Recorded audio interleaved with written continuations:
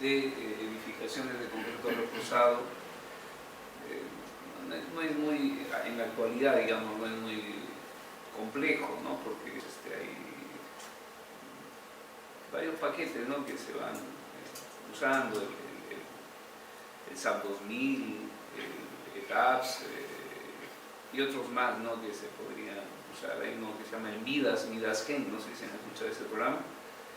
Si la memoria no me falla, es un programa coreano o chino, por ahí el programa, pero muy bueno, ¿eh? Muy bueno. O sea, es un programa que tiene un entorno mucho más amigable tal vez que el ETAPS, ¿no? Porque si se habrán dado cuenta, el ETAPS es una caja cerrada, o sea, es una cosa que a veces uno no puede, digamos, manejar internamente, ¿no? O sea, no se puede configurar o hacer algunas cosas que uno quisiera hacer. En cambio, el Midas es un poco más amplio y más fácil de operar, ¿no? Entonces, en la parte del análisis es, digamos, básicamente con el soporte de un programa, ¿no? Y lo que probablemente hoy día hablemos sobre el análisis eran cosas muy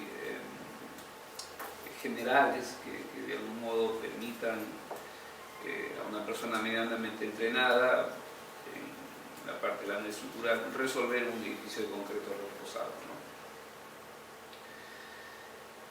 Y en la partecita esta que dice diseño con concreto armado, lo que vamos a tratar aquí es de sentar las bases para el diseño en concreto reforzado.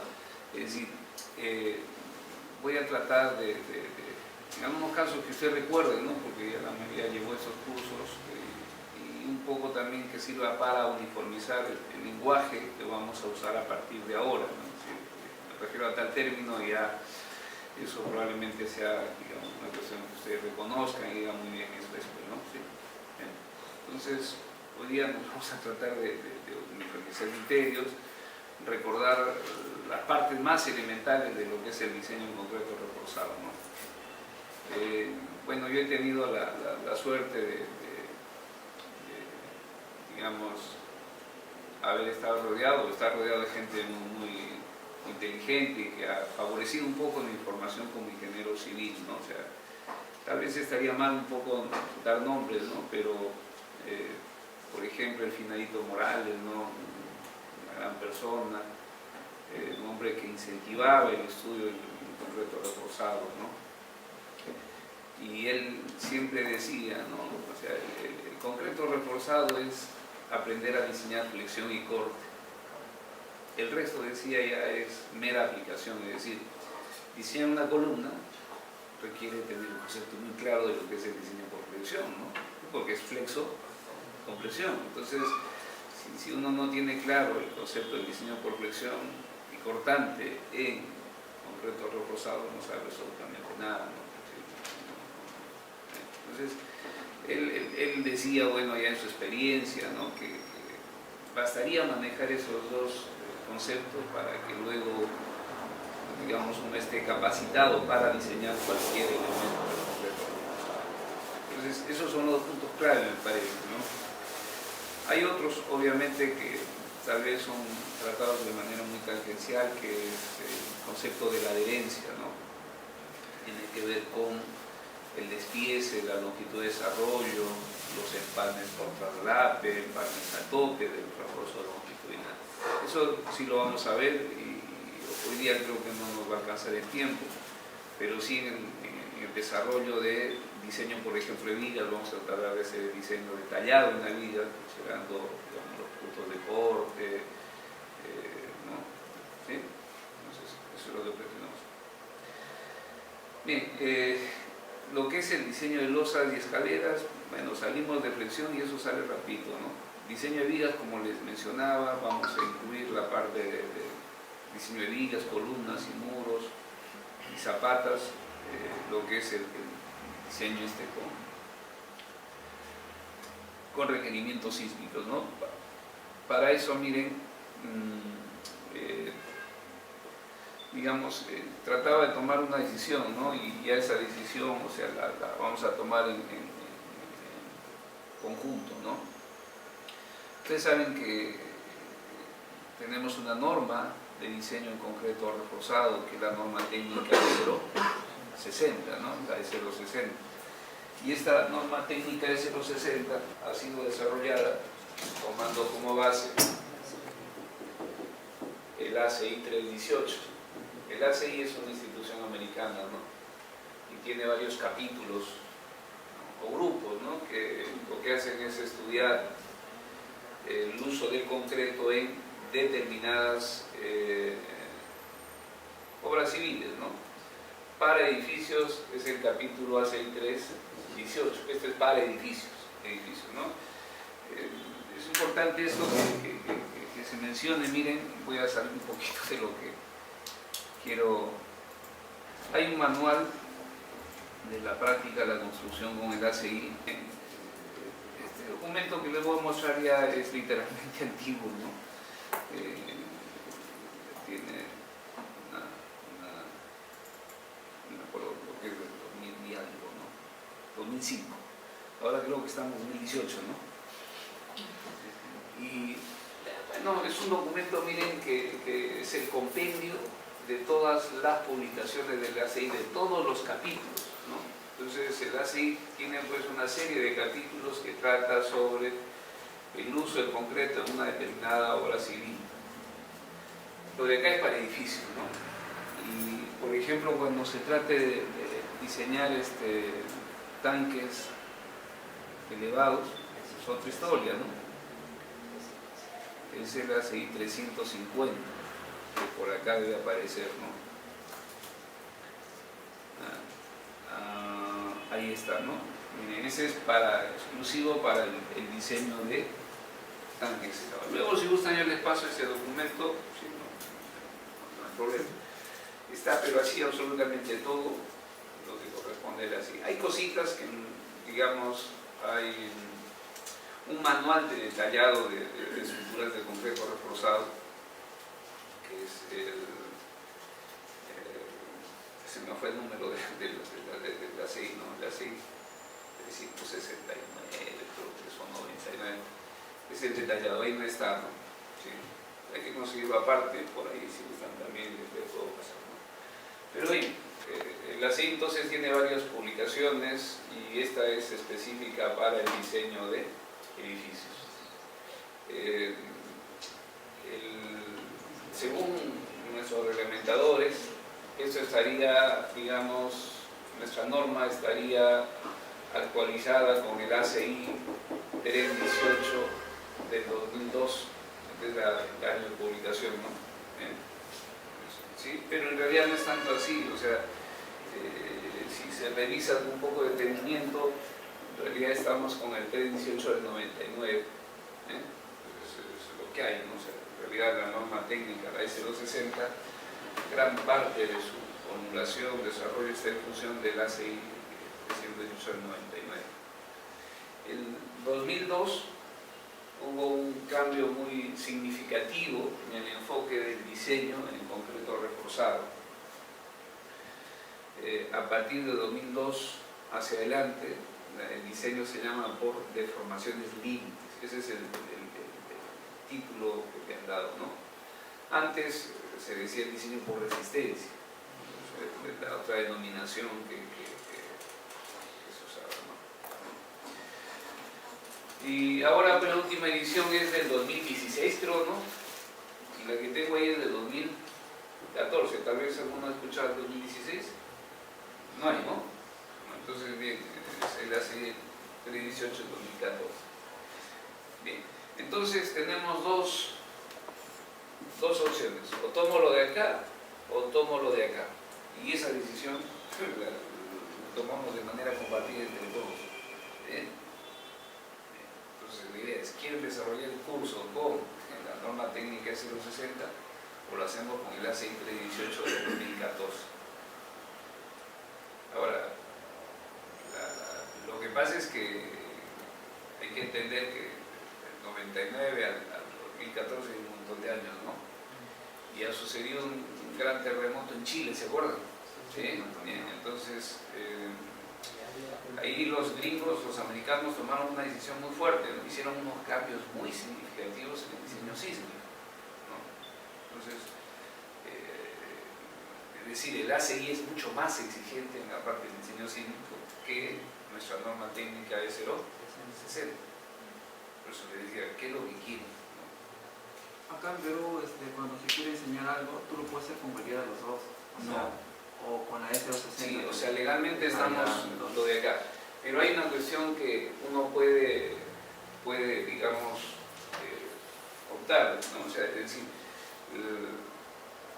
hay un autor colombiano que dice que diseño no son verdades evangélicas. ¿Sí? Es decir, que uno no debe tomarlo como que ya es lo último, Es decir, muchos de los artículos que aparecen en las normas son muy subjetivos, ¿no?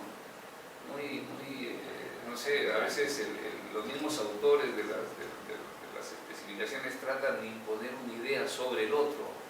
O sea, hay varias personas que integran el comité, ¿no? Pues no, yo quiero que vaya así, el otro no, y se ponen a pelear ahí a todo lo que tú quieras. Ese es así más o menos el asunto, ¿no?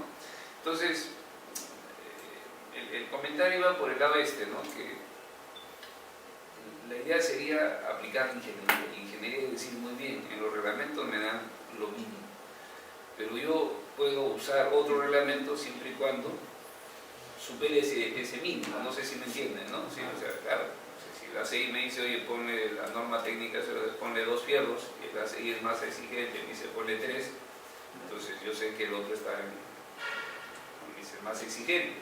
Estoy superando el requerimiento, es decir, se puede usar otras normas siempre y cuando superen los mínimos que establece nuestra norma legal vigente, ¿no? Que es la de 060. Entonces, es una decisión que ustedes tienen que tomar. Digamos, gracias a Dios, he tenido la posibilidad o tengo la posibilidad de conocer a media caña ambas normas, ¿no? Depende de usted, ¿no? Lo dejo. No sé, es una votación, papelito. Ahorita están aplicando la 1814, ¿no? Sí, se aplica mucho, sí. O sea, es decir, por ejemplo, en mi caso yo tomo como referencia mi diseño de la 18-2014, ¿no? Porque sé que es más exigente, o sea, representa el estado actual del conocimiento, es decir, representa ya la experiencia que tuvimos en Chile. En cambio, la norma, la peruana, está un poquito más... Claro, es del 99. Claro, del 99, entonces está más desactualizada, ¿no? Entonces, uno siempre tiene que andar tratando de... Cuando uno hace un proyecto, puede hacerlo con cualquiera de ellos dos. Claro, insisto, sobre la idea de... O sea, que le gana. Claro, esa es la idea, ¿no? Decir, oye, muy bien, mira, hacemos uso de esto y sabes que mira, porque, digamos, justifico, digo, la ACI resulta que es más exigente, representa el estado de conocimiento. O sea, nadie podría objetar eso, ¿no? Lo mínimo que tendríamos que usar es la S260. La S260. Yo diría la ACI, pues, es la más... Claro, la más actualizada. Entonces yo luego les voy a alcanzar, digamos, no sé, la versión digital de este ACI, ¿no? Que es el documento de versión física que está acá, pues, ¿no?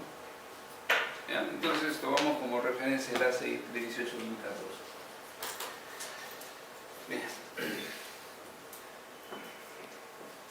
Entonces, su intención de ustedes es, digamos, mejorar su entendimiento, no mejorar, tal vez ni lo mejoren, ¿no? Pero, digamos, hacer cálculos, para no ser muy, ¿no? Sí, esa es su intención. Entonces, para eso requiere mucho digamos, del punche que le pongan ustedes, ¿no es cierto?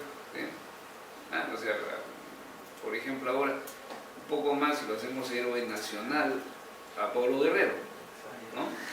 Pero yo de verdad, no es por ¿no? Yo juego a pelota, sé cómo es el juego, pero el pata no juega, lo que hace es ponerle puncha a las cosas que haces, ¿no?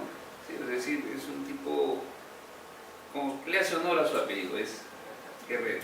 pero que sea diestro en el manejo de la pelota, eso es mejor, ¿no?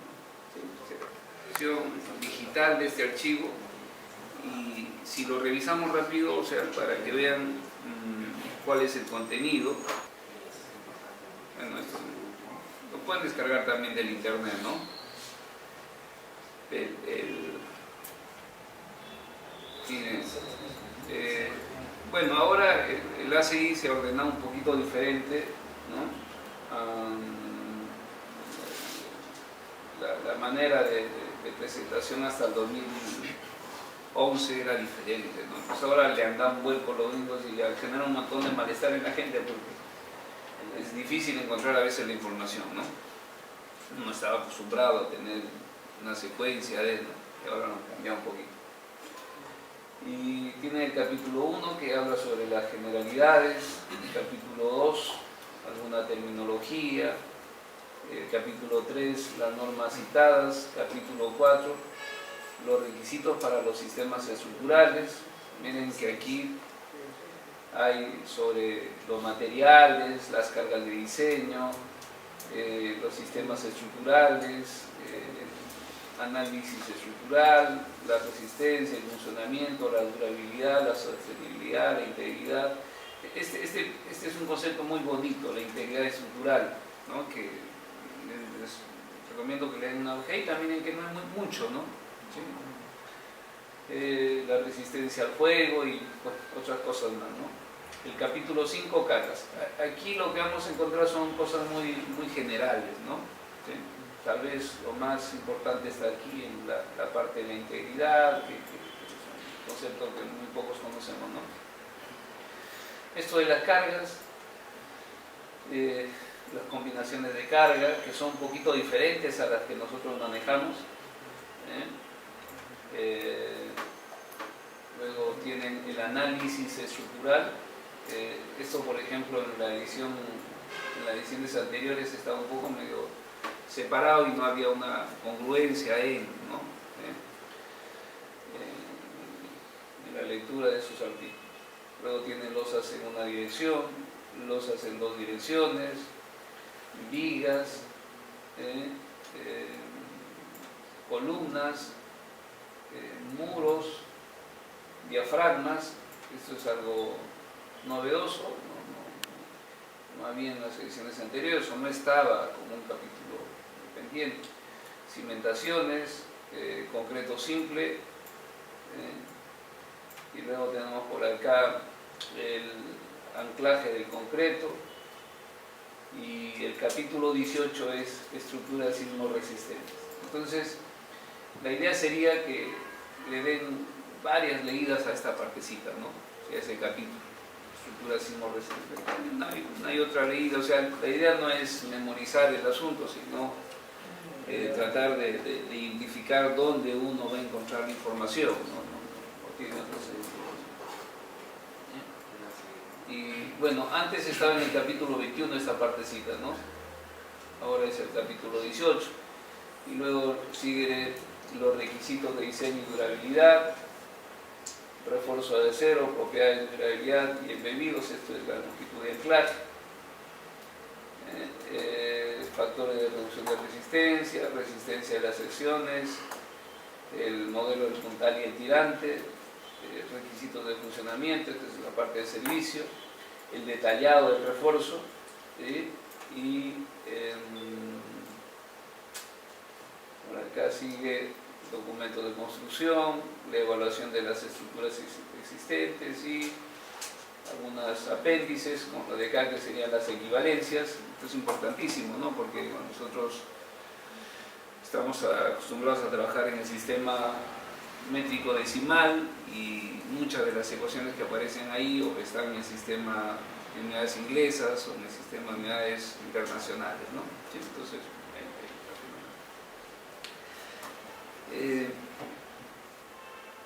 miren, uno de los principios del diseño sísmico en concreto reforzado dice que debe hacerse un diseño adecuado y detallado, o sea, no solamente es diseñar, sino detallar, o sea, esos son dos puntos importantes. Luego les voy a alcanzar un documento también que es un ingeniero extranjero que trata sobre el detallado de las estructuras de concreto reforzado. No me acuerdo del nombre de este parte, se me fue el nombre. Bueno, me acordaré, ¿no? ¿Ya? Entonces, digamos, eso también habría que comenzar a darle una leída, ¿sí? Es un poco voluminoso esta partecita del detallado del refuerzo, ¿ya? Pero sí, digamos, como proyectistas nosotros necesitamos no solamente calcular la cantidad de ceros, sino saber detallarlo, ¿no? Porque no solo es el diseño, sino también el detallado, ¿no? El detallado, ¿sí?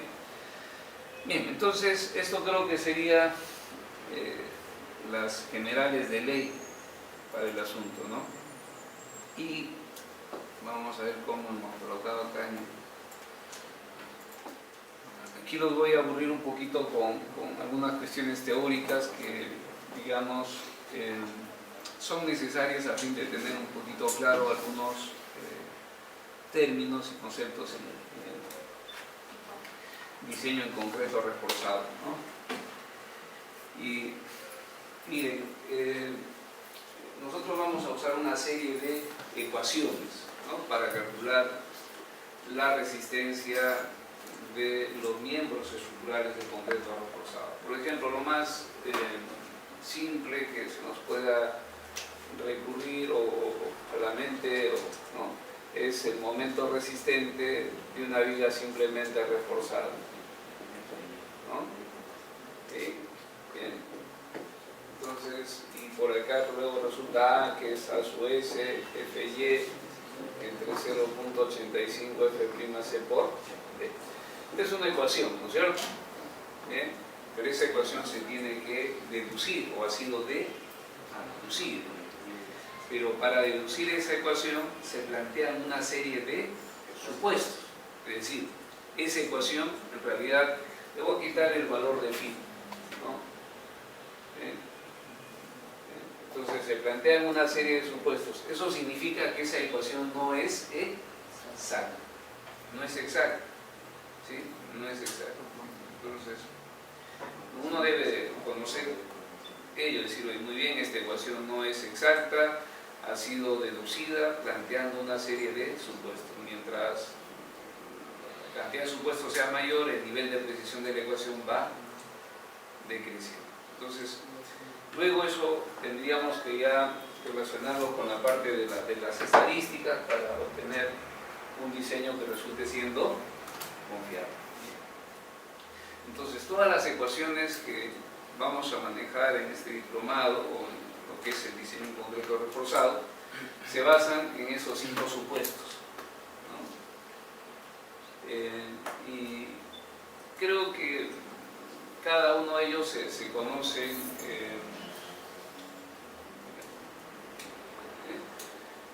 lo que es el equilibrio entre las fuerzas internas y las fuerzas externas. Eso creo que, ¿se acuerdan? Cortamos esta columna y luego tomamos una porción de la columna hacia arriba o hacia abajo. Al tomar esa porción, en el plano de la columna aparecen las fuerzas internas, ¿no? Y esas fuerzas internas tienen que equilibrar las fuerzas externas aplicadas sobre esa porción de la columna, ¿no? Luego tenemos la adherencia perfecta entre el concreto y el acero. En este caso, la adherencia, el mecanismo de adherencia entre el concreto y acero es básicamente por el apoyo del resalte de la barra sobre el concreto que rodea a la barra, ¿no? Sí, es el resalte que digamos, le da la adherencia, ¿no? Pero para que se presente ese efecto de contacto entre el resalte de la barra, la curvación de la barra y el concreto adyacente, la barra tiene que sufrir un pequeño deslizamiento, se tiene que deslizar un poquito, si no, no se presenta ese efecto de apoyo de uno sobre el otro, ¿sí? El tercero tiene que ver con la teoría de Navier, que las secciones permanecen planas antes y después de aplicar las cargas. Esto lo vamos a ir con un poquito más de detenimiento, les voy avisando, ¿no? La idea es que la sección transversal siempre va a quedar perpendicular al eje neutro de la línea, antes y después de aplicar la carga, ¿no? ¿Sí? Lo vamos a ir explicando porque hay unos gráficos, unas figuritas que nos van a ayudar a visualizar el asunto, ¿no? Luego que la resistencia a la tracción del concreto es despreciable,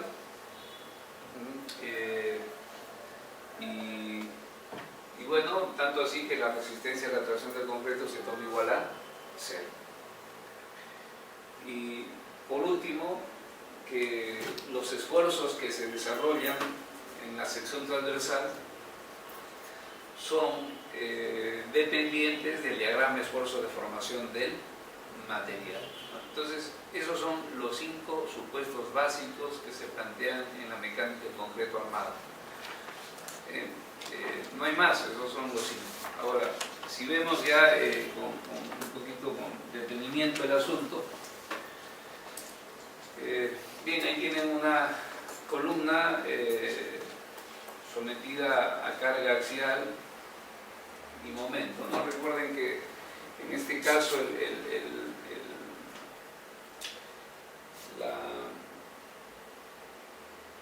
se puede obtener un sistema equivalente de fuerzas, es decir, la carga P se puede pasar al centroide, pero más un momento que será P por, este es el sistema equivalente. Estas son las fuerzas externas aplicadas. Luego se está haciendo un corte por ahí y se está tomando la porción superior de la columna. Entonces, luego planteamos las ecuaciones de equilibrio y decimos que las fuerzas internas tienen que ser igual a las fuerzas externas. Aquí ya se está viendo un poquito lo que es la hipótesis de Navier, que la sección permanece plana antes y después de aplicar la carga. Por efecto de las cargas,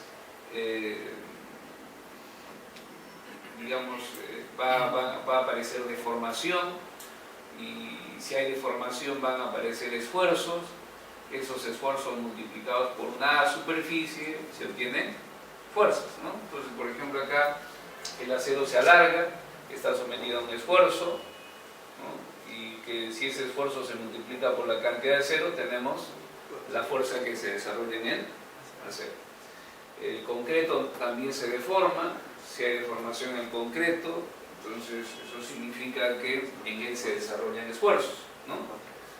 Esos esfuerzos multiplicados por el área comprimida luego nos da una fuerza, que es eso.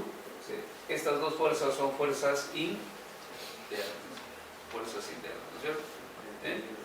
Y luego, planteando las ecuaciones de equilibrio, se pueden obtener que las fuerzas internas tienen que ser o equilibrar las fuerzas externas, ¿no? Tal vez el ejemplo más elemental que se nos pueda ocurrir es asumir una viga simplemente apoyada, ¿no? Que ya esto pues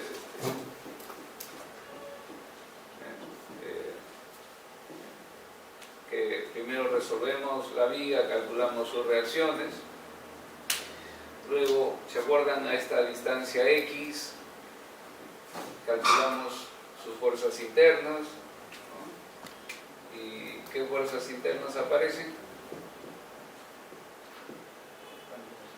Claro, aparece el cortante, esta es la fuerza externa, ¿no? W. Aquí aparece el cortante, la normal y el momento rector, ¿no? Si es que consideramos una estructura plana, va a aparecer eso. Si consideramos una estructura tridimensional, entonces va a aparecer adicionalmente la torsión y el cortante en la dirección transversal, ¿no? Bien. Entonces, estas son las fuerzas internas que deben equilibrar las fuerzas externas. La reacción también se ve como una fuerza externa, ¿no? Ese es el principio básico, ¿no? Luego tenemos lo de la adherencia. aquí voy a tratar de ir también adelantando algunas ideas con respecto a esto, porque es muy bonito la parte esta del diseño por adherencia, ¿no?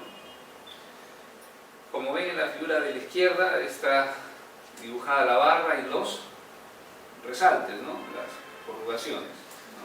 Entonces, la barra en un miembro de concreto reforzado se colocan para tomar tracción, ¿no? Y ahí está la fuerza de tracción que solicita la barra. Entonces la barra se tracciona, supera, esa tracción genera una tendencia al deslizamiento, supera la adherencia química, supera la fricción mecánica y ¡pum!, ¿no? Se desliza y las corrugaciones se apoyan sobre el concreto circundante, ¿no? Y ahí ven ustedes la reacción de apoyo con estas fuerzas inclinadas, ¿no? Que le han puesto aquí con la letra A, F. Esa es la acción de apoyo o la reacción que genera el concreto sobre los resaltes, ¿no es cierto? ¿Sí? Bien, pero esas barras están distribuidas sobre toda la superficie de la barra, es decir, en todo el perímetro, ¿no?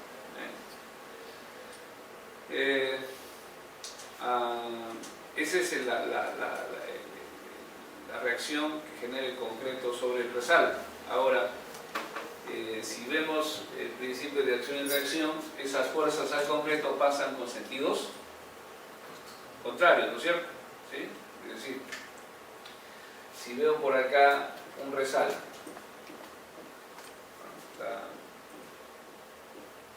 ¿no? Entonces al concreto, lo que hay es concreto, ¿no es cierto? ¿Sí se entiende? Lo de arriba es concreto. Estoy tomando la mitad del diámetro de la barra. ¿Se entiende, no? El dibujito ahí, estos son los resaltes, ¿no? Ese es F representa la reacción de apoyo que genera el concreto sobre el resalte. Pero al concreto esta fuerza pasa con sentido contrario, ¿no es cierto? ¿Sí? Y esta fuerza F está así. Luego se puede descomponer en dos fuerzas, una fuerza vertical y una fuerza horizontal. ¿Sí? Lo voy a colocar acá así. Para que más o menos tenga sentido. Una fuerza vertical y una horizontal, igual acá, vertical y horizontal. ¿Sí? Si vemos la fuerza horizontal, esto es ya lo que actúa sobre el concreto, ¿no? Allá el diagrama de cuerpo libre está con respecto a lo que le pasa a la barra, ¿no? El concreto evita que la barra se deslice horizontalmente, se genera una reacción de apoyo ahí que es igual a F. Bien, si vemos, miren la componente horizontal. La componente horizontal lo que hace es tratar de cizallar el concreto que queda entre las corrugaciones. ¿Sí? No sé si logran visualizar eso. ¿Sí? Entonces, esta fuerza está aplicada en todo el diámetro de la barra. ¿Sí? Es una fuerza tangencial que lo que hace es empujar este pedacito de concreto hacia la derecha, ¿no? Y puede ir al concreto, ¿no? Si el concreto se cizalla, se corta, entonces se presenta el desprendimiento de la barra. La barra se desprende. Ese es un modo de falla por adherencia, el desprendimiento. Y esa falla es una falla frágil, es una falla indeseable. ¿Estamos? Es una falla indeseable que hay que evitar a toda costa. Luego por ahí, si ustedes van recordando esto, vamos a encontrar una expresión dentro del cálculo de la longitud de desarrollo que justo evita que se presente la falla por desprendimiento. No sé si, insisto, entienden con respecto a la idea. Esto es lo que genera el concreto sobre la barra. Ahora la barra sobre el concreto genera lo de acá, ¿no? ¿Sí? ¿Sí? Y luego esa fuerza se descompone en una fuerza tangencial a la barra que está actuando dentro de la superficie y una fuerza radial que es la vertical, ¿no? La tangencial, insisto, lo que hace es tratar de cizallar, ¿no? Cizallar, cortar el concreto que está entre las corrugaciones. Este concreto de acá, ¿no? Lo fractura lo de acá y ¡pum! La barra se desprende, falla por Y una preguntita, desprendimiento. ¿Sí? si la barra fuera cizallar nada más, ¿cómo? Si fuera Cizallar nada más, ¿cómo trabaja el concreto? Me refiero que no tiene las corrugaciones, corrugaciones. no, la barra se va a desprender. Esa no sirve. Sí. Sí, o sea, la barra usadas para el concreto reforzado tienen que ser corrugadas para lograr cumplir con ese supuesto que es la adherencia perfecta. ¿Ya? Sí, bien. Y luego miren esta componente que es radial, que es la que aparece acá, miren, ¿sí? Es la que aparece acá, la componente radial. Lo que hace es, digamos, tratar de expulsar el concreto que está alrededor de la barra. ¿Sí? No sé si nota. Trata de expulsar, ¿cierto? Es decir, genera, digamos, estas fuerzas en el concreto, esfuerzos de tracción, porque esto trata de hincharse, trata de expulsar, ¿no? ¿Sí? Entonces, esa componente radial en el concreto adyacente a la barra introduce esfuerzos de tracción en el concreto. ¿Bien?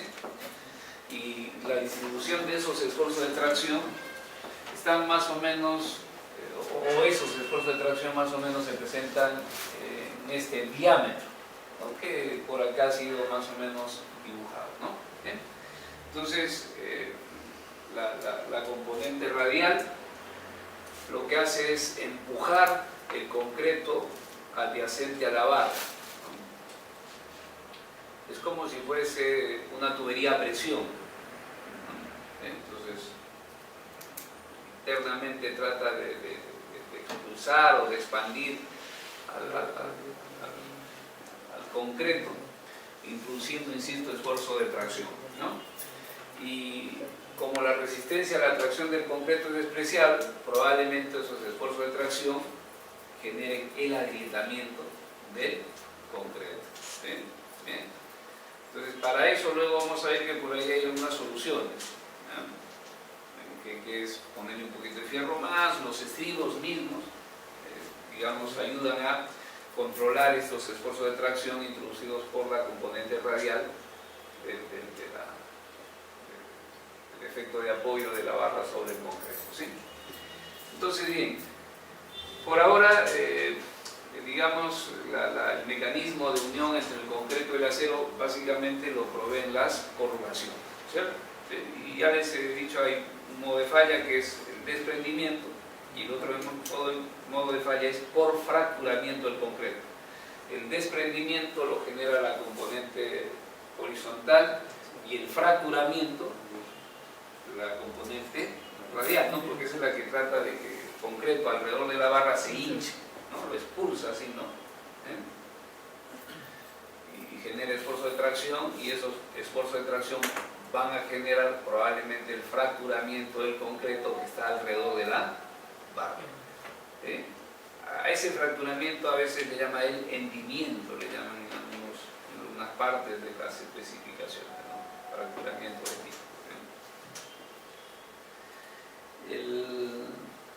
Bien, y eso es con respecto a la hipótesis de Navier, que las secciones permanecen planas antes y después de aplicadas las cargas, ¿no? Lo más útil es pensar, miren, no hay vigas, pero probablemente existe una viga de aquí a acá uniendo estas dos columnas, ¿no es cierto? Sí, probablemente. Entonces lo que hay que aceptar es, para efectos del diseño por flexión básicamente, es que existe un número, o que la viga está compuesta por una serie de láminas, ¿no? ¿Sí?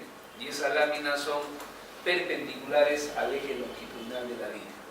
¿Ya? Hay un número infinito de láminas, ¿cierto? Que son perpendiculares al eje longitudinal de la viga, ¿sí? Un número infinito de láminas.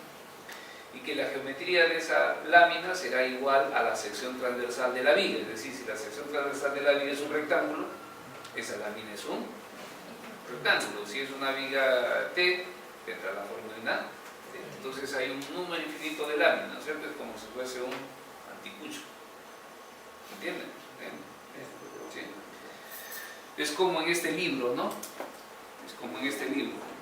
Cada hojita representaría una lámina. Esto vendría a ser una porción diferencial de la viga. La viga tiene un número infinito de láminas. Entonces, esas láminas, antes de aplicar las cargas, están así, en vertical. Y cuando se aplican las cargas, las láminas lo único que hacen es girar. Giran. Giran. ¿No? Bien. Bien. Giran manteniéndose planas. Manteniéndose planas. O sea, antes y después se mantienen planas. ¿No es cierto? En realidad no es tanto así, ¿no? Cuando gira, esto va a tener un pequeño ala veo. Eso es lo que va a suceder en realidad, ¿no? O sea, la sección gira y luego se ala veo. El alabeo, que es esta forma que estoy tratando de ver, sí entiende que esta es una lámina, ¿no es cierto? Una de esas infinitas secciones transversales que tiene la viga, es una lámina, ¿no? Entonces lo que hace es, la hipótesis de Navier dice, esto es un plano y gira y se sigue manteniendo como plano. Bien, ese es el supuesto, pero en realidad cuando hace esto gira y luego se deforma. Eso se llama una distorsión. Y esto es básicamente debido a los esfuerzos de corte. El cortante genera esta distorsión, ¿sí? Pero en el caso de vigas, como que esa distorsión es tan chiquitita que se puede despreciar. Por el ancho de la viga, ¿no? Claro, por el ancho de la viga. Pero en columnas, esa distorsión ya no es despreciable, ¿sí? Y en placas peor, ¿no? ¿No es cierto? Entonces, pero bueno, en todos esos casos, miren, en columnas, en vigas y en placas, se acepta que se cumple la hipótesis de Navier. Por ejemplo, en el caso de una placa, en el borde superior, ¿no? O sea, digamos, muro de concreto armado. Entonces lo que digo, este es el borde superior, ¿no? ¿Sí? Entonces la hipótesis de Navier me dice, pues este muro tendría 6 caras, ¿no? 6 caras, ¿no? Esta cara de acá, esta cara de acá, la de acá y las dos laterales, ¿no? Y por acá puedo coger una sección. ¿Se acuerdan? Hay un número infinito de secciones desde aquí hasta arriba. Son unas láminas que tendrían la geometría de la sección transversal del muro, ¿sí? Y aquí tengo una de las tantas láminas. Cuando esto se someta a fuerzas, esta lámina lo único que va a hacer es girar, ¿no? Gira manteniéndose plano. Pero eso, en el caso de un muro de concreto armado, no es totalmente cierto. Lo real es que esto va a venir así, ¿ve? Y eso se puede capturar tal vez cuando se hacen análisis con elementos finitos, ¿no? Sí, ahí sí se ve ya la distorsión que genera importante, ¿no? ¿Sí? Entonces, pero esa es la hipótesis, pues, que si no planteamos esta hipótesis, simplemente no vamos a resolver absolutamente nada, ¿no entienden? O sea, la ingeniería es eso, ¿no? O sea, tratar de resolver algo asumiendo cosas que nos den cierta garantía, ¿no? Bien. Si le entienden esto de la hipótesis de Navier, ¿no? Porque es importantísimo, ¿sí? Aquí estaría el eje neutro, ¿se acuerdan? ¿Sí? El eje neutro. La idea es esta, ¿no? Este muro va a doblarse, ¿no? Y la sección va a girar y siempre va a permanecer perpendicular al eje neutro, siempre, ¿no? Siempre permanece perpendicular al eje neutro. Esta es la curva elástica del muro, ¿no? La curva elástica del muro. Entonces, la sección al girar siempre permanece perpendicular a la curva elástica o la barra, ¿no? Siempre. Eso va a servir, miren, porque luego vamos a aceptar que las deformaciones en cualquier fibra son directamente proporcionales a la ubicación de esa fibra con respecto al eje neutro. Sí, eso es una cosa que luego vamos a aplicar en el diseño, ¿no?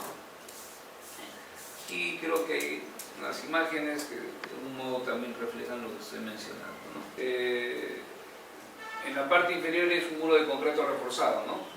¿Sí? Y luego se está viendo ya lateralmente y se está analizando una de las secciones de ese muro de concreto reforzado. Una. ¿Qué podría ser la sección de la base del muro? ¿Sí? Acá. Esta línea de acá, veámoslo así, es la sección ubicada en la base del muro, aquí, en la base. ¿Verdad? Entonces, antes de aplicar la carga es un plano. El plano es este, tiene la forma de un rectángulo, ¿no? Y conforme se va aplicando la carga, va girando la sección. Y el giro se muestra ahí con trazo de color rojo, ¿cierto? Y se incrementa la carga, la rotación, o el giro, o la sección rota más, ¿no? Y el eje neutro se va desplazando. Miren, aquí está el eje neutro, la fibra neutra. Cuando la carga es pequeñita, la carga se sigue incrementando y la carga se sigue incrementando. Bueno, aquí creo que es lo mismo, ¿no? Salvo que ahí muestra algo muy importante, ¿no? Que los miembros de concreto reforzado siempre van a fallar cuando la fibra extrema comprimida desarrolla una deformación equivalente a las 3 milésimas, ¿no? Una vez que el concreto ha desarrollado esa deformación de 3 milésimas, el concreto se aplasta, pierde rigidez y la sección comienza a girar, ¿no? Eso tiene que ver luego con un concepto que se llama la formación de las rótulas plásticas, que vamos a tener que ir viendo poco a poco, ¿no? Pero bien, esa es la historia, ¿no? Al aceptar esto, yo digo, oye, mira, la deformación de esta fibra es proporcional a la ubicación de esta fibra con respecto al eje neutro. Esa es digamos, al fin y al cabo, lo que se logra con este. Creo que esto es todavía muy prematuro, ¿no? Esta imagen, pero de todas maneras, miren, se muestran como un poco de ir incentivando la imaginación y tal vez tratando un poco de que se sientan contentos con el curso, ¿no? Miren, ¿se acuerdan del diagrama esfuerzo de deformación del concreto? Por acá se coloca la deformación unitaria y por acá el esfuerzo. Y la curva queda más o menos así, ¿no? Y el concreto puede soportar carga hasta este punto, ¿no? Hasta este punto. Para una deformación de ¿cuánto? ¿Se acuerdan? ¿De cuánto? ¿Cuánto es la deformación acá? ¿De cuánto? ¿Cuánto es la máxima deformación que puede aceptar el concreto? Es 3 milésimas. 3 milésimas, ¿no es cierto? Entonces, hasta acá, a esto se le llama el SU.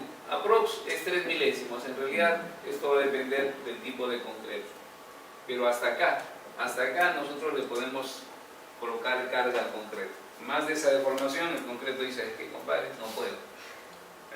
Consigue todo. ¿Sí? Claro, ya sé. Con esa deformación el concreto se aplasta. Diseñamos una ruptura. Claro, muy bien se diseña la ruptura. Entonces, miren, pero aquí hay algo medio raro, ¿no? En esta gráfica.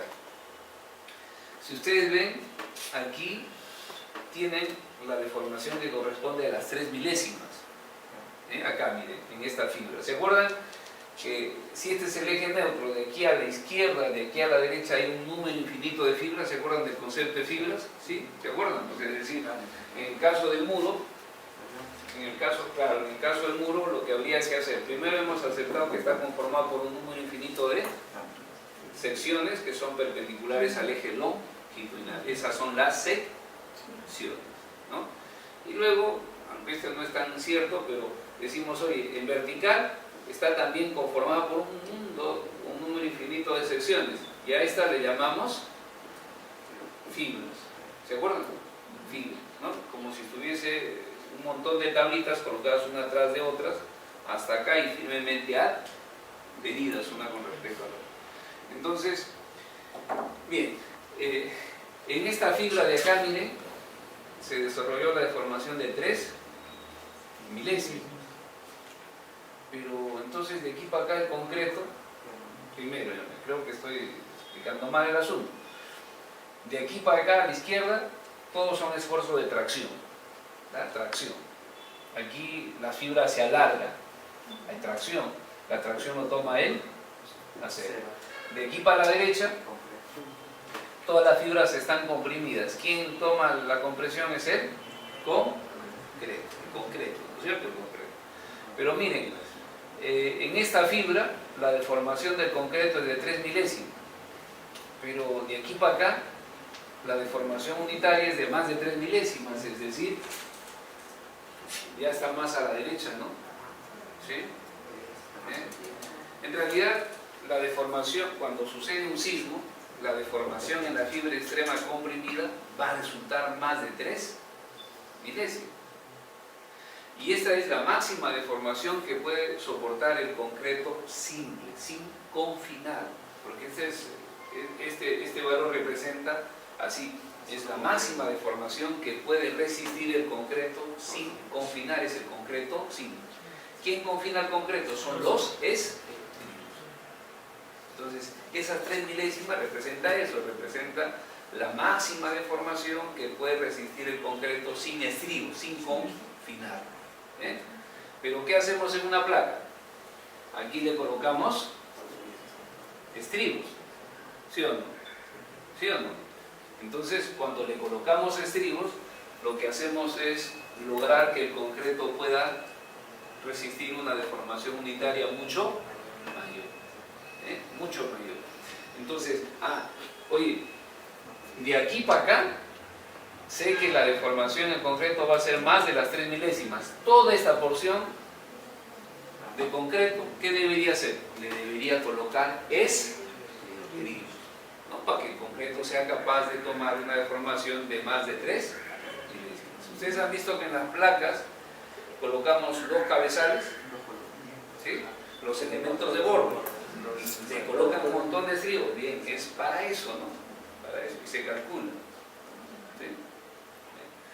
Pero bien, igual miren, la línea esta horizontal representa la sección antes y la línea inclinada esta la sección después. Lo único que hace es girar, ¿no? Y miren, esa hipótesis acepta inclusive cuando el concreto tiene deformaciones unitarias de más de 3 milésimas. Eso se acepta así y hay que aceptarlo, porque si no, no logramos hacer nada, ¿no?